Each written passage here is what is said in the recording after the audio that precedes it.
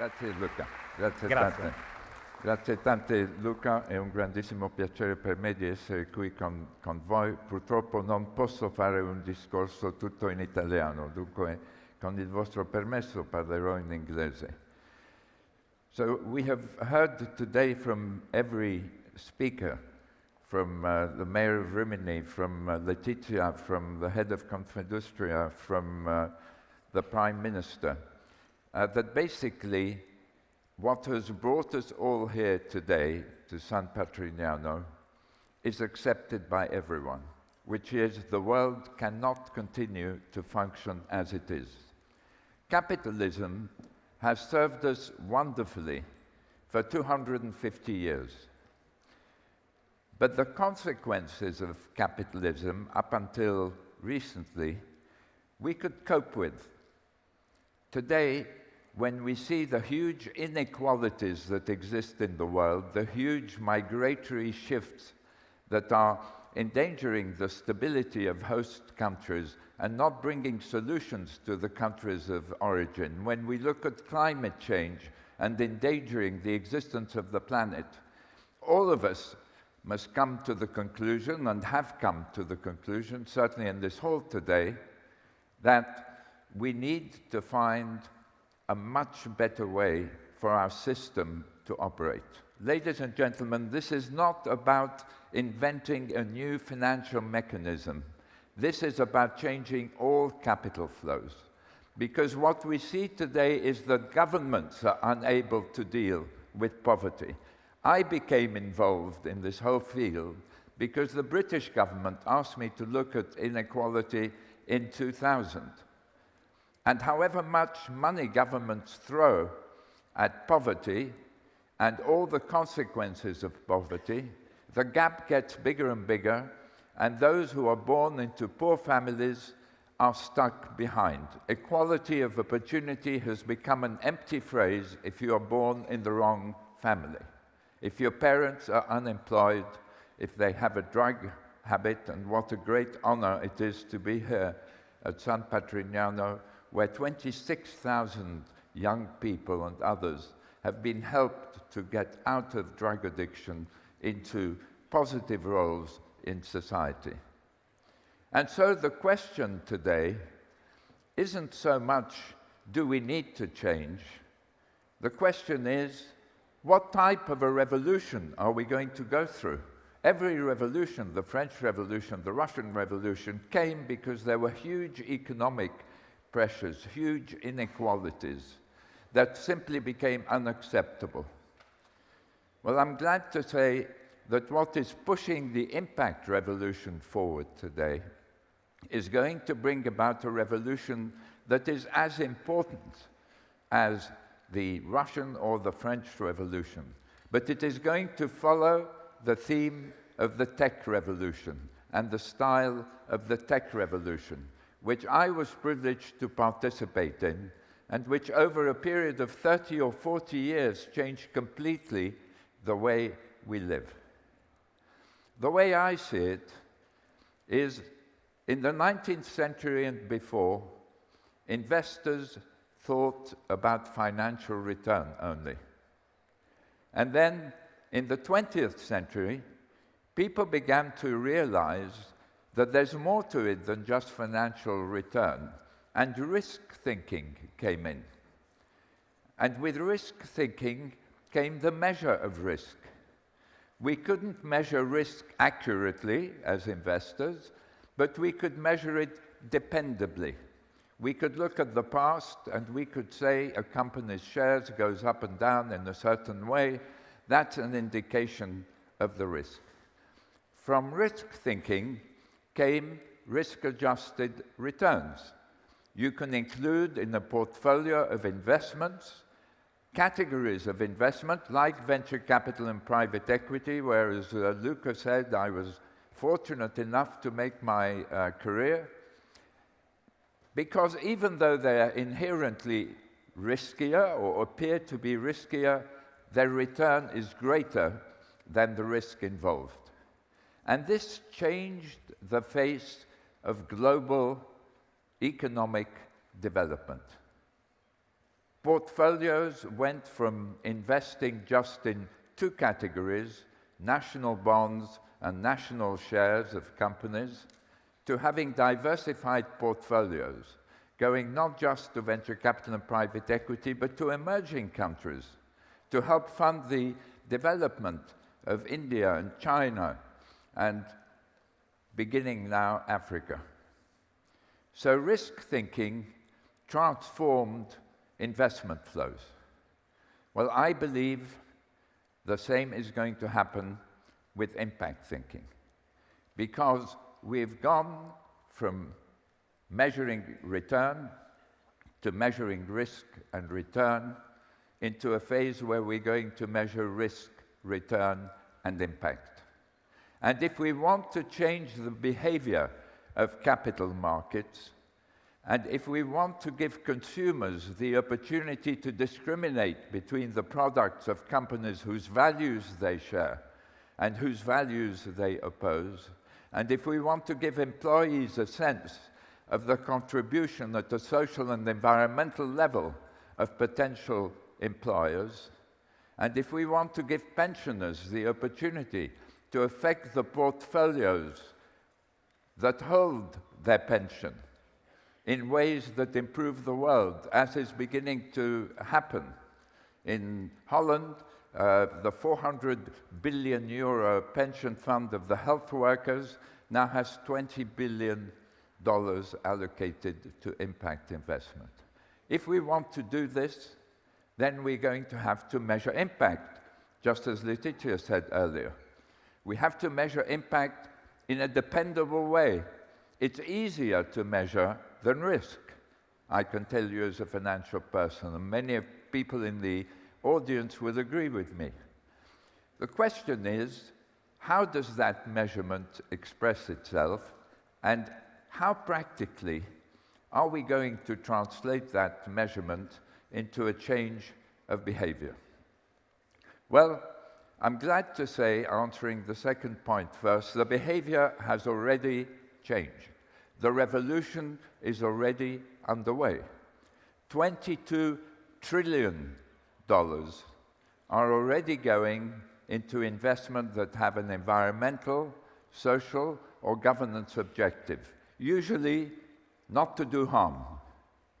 Impact investment says if we add measurement to that, if we have intention and the measurement of impact, if investors can then begin to look at companies and say, this one delivers the best performance on 3 dimensions, risk, return, and impact, that's where the money will go. So our challenge isn't to change behavior and get capital flows to get going. They're already going. Nor is it to change values. The values of the millennial generation, the values of our children, have already changed. They're not consuming products that they previously consumed. They're not going into employment that they previously would have accepted. And so one of the fundamental efforts today is to get to impact-weighted financial accounts, to take our existing accounts, to create generally accepted impact principles that enable our accounting firms to say, this is the product impact of this company, and increase the sales line if the impact is positive, and reduce it if it is negative. This is the employment impact of these companies, doing the same. And this is the environmental impact, the impact on CO2, on water, on plastic, on the erosion of land. And if we do that, then we will begin to have 2 sets of accounts to look at: the traditional financial accounts and impact-weighted accounts. And what we will discover, ladies and gentlemen, just as we did with tech companies, new business models will be developed that optimize risk, return, and impact. Those models, in my view, will deliver better financial results than those that simply focus on risk and return optimization. Why? Because when you bring an impact lens, you begin to think differently. You affect the risk side and you affect the return side. The risk side because you reduce the risk of a company losing its consumers and its talent, and the risk of regulation and taxation on coal companies and tobacco companies and others that create harm. At the same time, you open the door to new sets of opportunities. And I want to give you just one example in the technology area, which is the example of Orcam, an Israeli tech company that sought to bring sight to blind people. It invented a pair of spectacles. Looks like a normal pair of spectacles. When you put them on, it whispers into your ear the page of the book you're reading, the street sign you're passing, the banknote in your hand, the products on the supermarket shelf. It even recognizes people that have been entered into its memory. That in itself is a huge impact venture. The company's raised $100 million. Last round was $600 million valuation, very successful. But if you put an impact lens on, what's the question you ask? The question you ask is, how can I help the maximum number of people in the world through this invention?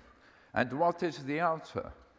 The answer is 2% of our population is afflicted with blindness, but 12% is affected with illiteracy.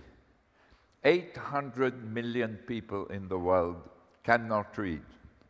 Now, if you look with an impact lens and you begin to say, can I satisfy the demand of 800 million people, you build a much bigger company than if you were just focusing on a sixth of that number. So we should not understand impact investment as something that delivers lowest return because it's doing good. We can do good and we could do well at the same time.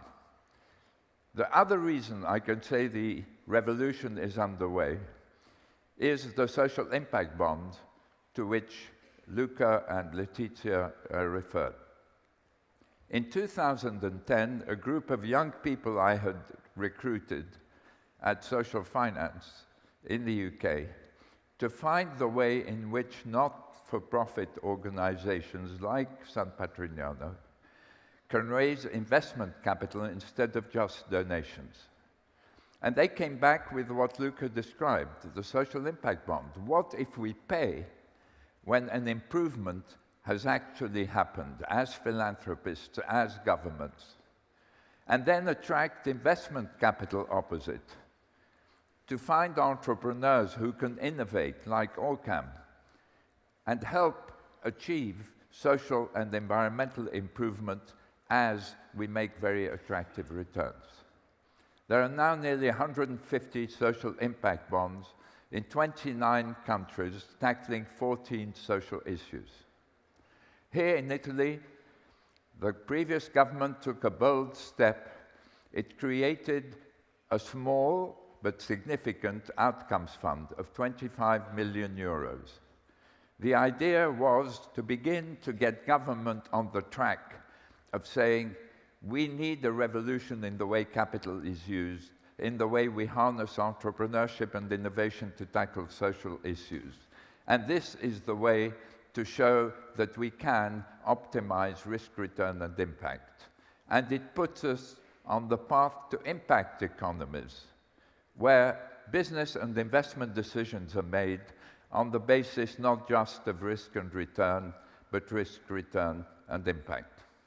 And if we look from a government point of view at what we are describing here today, then we realize that every few decades and sometimes centuries, the mindset of governments changes.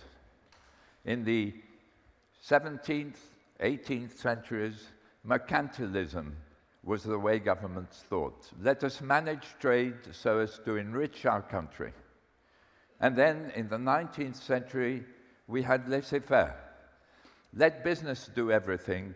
Government shouldn't play a big role. Then we realized that that didn't prevent huge unemployment from being created.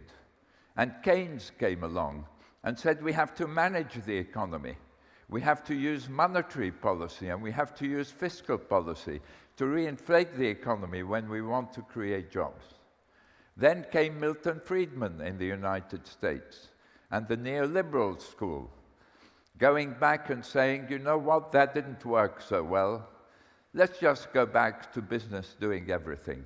And that's led to the biggest inequalities in wealth and income that our world has ever seen. And it is threatening the cohesion of our society. And so now, I believe governments are going to be entering a new era of policy making, and it's going to be managed markets, bringing impact into investment and business decisions. And that is the revolution, and that's what today is about. Adam Smith famously invented the invisible hand of markets. But he was even prouder of his first book than he was of The Wealth of Nations. His first book was The Theory of Moral Sentiments, in which he said, people act out of altruism. And in a way, we are bringing his two books together. Through the measurement of impact, we are bringing the invisible heart of markets to guide their invisible hand. Thank you.